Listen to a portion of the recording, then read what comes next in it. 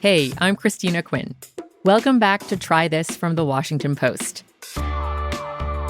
This is the second class in our course about how to make affirmations work for you. In our first class, we learned how to get started with affirmations by identifying personal values. Now we're going to learn how to use affirmations to change some long-held beliefs. All right, class is in session. Let's try this.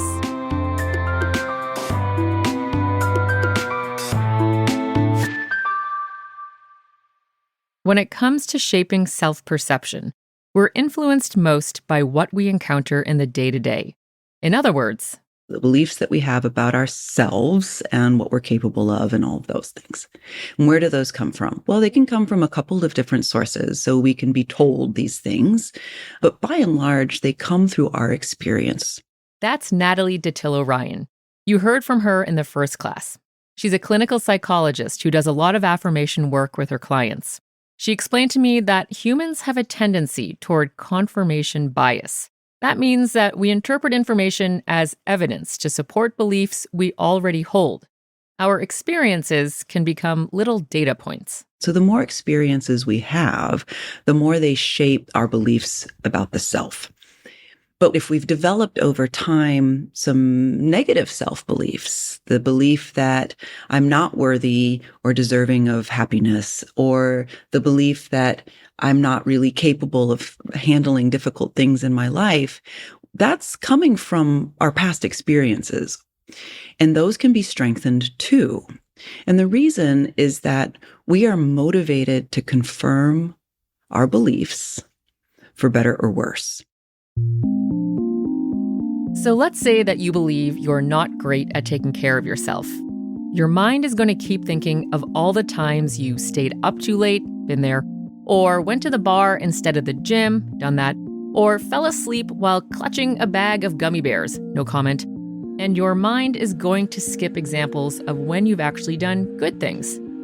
But if you want to change what you believe about yourself, Natalie says that confirmation bias can also work in your favor. The more situations we experience and put ourselves in, the more opportunities we have to either confirm or disconfirm an established belief about ourselves. Because we as humans are motivated to confirm these things, whether they're good for us or not. Why is that? It just feels better when our beliefs and our behavior are in line with one another.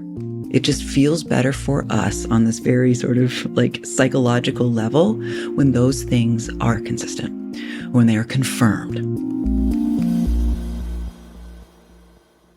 So if we believe something for so long, how do we change what we believe? How does one sort of go from this is who I am to this is who I want to be in a way that isn't delusional? Absolutely. So the affirmation language that we're using, it has to be believable. So we want to start with the beliefs that are already there. So there's a process where you've identified the reality of my situation is this. I want it to be something else, and I'm going to claim that. And just like what we did in the first class, you should write this down. So replace the I am sentence stem with I want to be and start slow. Pick one to work on at a time, maybe no more than 3. And I would err on the side of more global goals, these versions of yourself that you're trying to be, as opposed to the narrow and specific like habits you're trying to build. Those are great, have those goals. But what we know about these affirmations is that the more global and encompassing they are, the more helpful they can be. So let's go back to our self-care example. Let's say I want to change my beliefs and I want to be a person who practices self-care every day. I want to make it a priority. I'm not doing that right now, so I can't say I am someone who practices self-care every day. But it is true to say that I want to be. It is true to say that I want to be the type of person who does that or makes myself a priority. And so that might be the affirmation that we would use, or the affirmative language that we would use to motivate or inspire the action that also needs to take place. So just saying it doesn't make it true. And even saying that this is what I want to be true doesn't make it true. What makes it true is the action that backs it up. The next step is to figure out what that action will look like. So using the self-care example, I would write out a plan in which I make myself practice some form of self-care every day.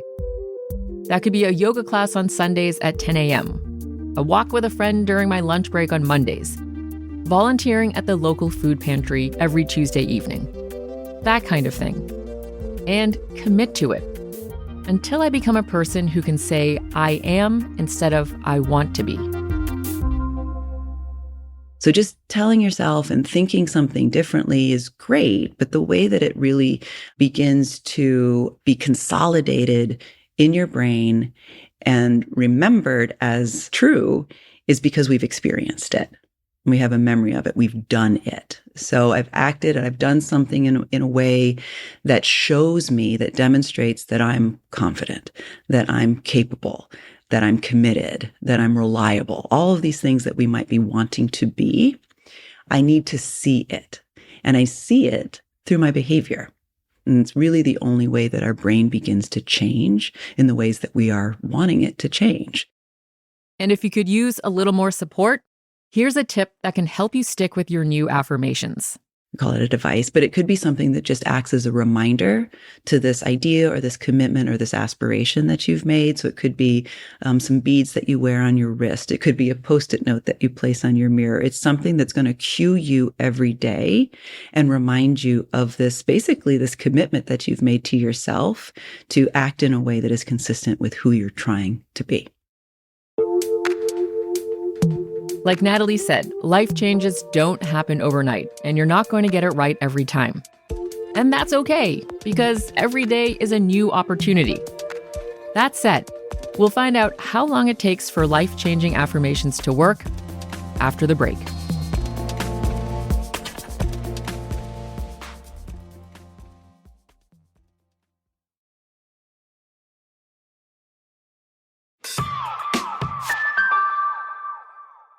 How long does it take for affirmations to quote unquote work? It depends on a couple of things. I think some of them could probably take effect immediately, just depending on the opportunity that's presented to apply it. Sometimes just how frequently the opportunity is to apply it. It kind of just depends on what it is and how often you have an opportunity to practice. And I'm guessing also how much you want it, right? Ooh, motivation is definitely a factor. So the motivation is the why. It's not just what is the affirmation, how well have I stated it, and how often have I practicing, but like why ultimately. And the why may be, again, this is tapping into values. The why may be because I want to be a better person for my family. I want to not react in the ways that I have in the past. So those are some of the bigger reasons why you might persist in the practice, and that can provide some motivation. But it's not just identifying the why that will keep you motivated. It's also important to believe that your efforts will pay off. You need to feel that it works. You need to feel like when I think about myself in this way, I feel better. Like right now, it makes a difference to hear myself say that or to hear myself say it out loud. I feel better. Okay, that's telling me something that this works and it might work. And it often takes a lot longer than we'd like. The hardest part about making behavior changes is being consistent. We're programmed to do the easiest thing. But if you stick to the plan and commit to the better choice over and over again, then you're doing it. You're doing the thing. You're changing your behavior. And if I keep it up, it's likely to continue working. And the more likely you are to believe that and persist in the effort, depends on how rewarded you feel by the effort itself. I love how the brain just keeps rewarding us for being good to ourselves. I mean, isn't that nice? Our brains just want us to take care of ourselves. Hey, speaking of brains, they can't be fooled. When do affirmations not work? Just saying something doesn't make it true. And it can backfire in some serious ways. For example, if you're telling yourself, I am safe in situations where you're not actually safe, because by saying that somehow makes it true, that could be a real problem. I mean, you could put yourself and others in some real dangerous situations by just telling yourself something is something it's not. Affirmations only really work if they're realistic and rooted in what's important to you. And if you need help figuring that out, or if you have low self-esteem, you may want to work on this with a therapist. But if you think you're ready to start using affirmations, I'll leave you with some of Natalie's favorites. Here's a little sample to jumpstart your thinking.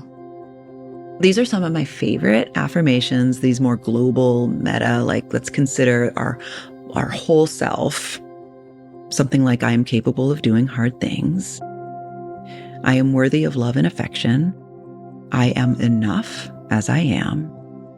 I am a work in progress. I am doing the best I can always.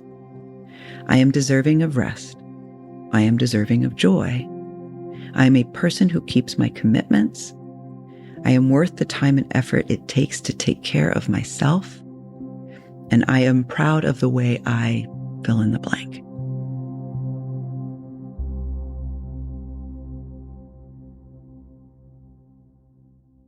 Okay, a quick recap. Humans have a tendency toward confirmation bias, or interpreting information and experiences to support our existing beliefs. The good news is you can change those beliefs by using confirmation bias in your favor.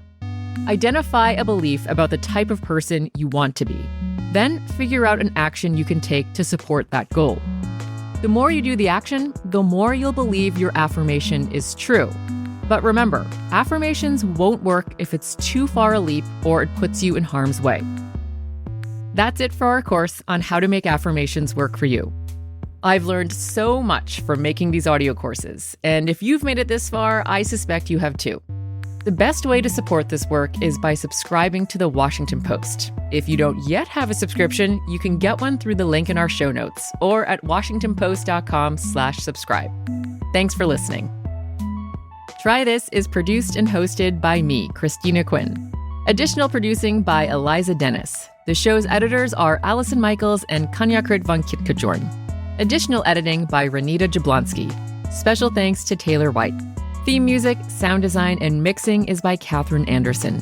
Show art is by Kati Huertas, with design editing from Christian Font and Greg Manifold. Audrey Valbuena built our digital course page, which you can find at washingtonpost.com/trythis.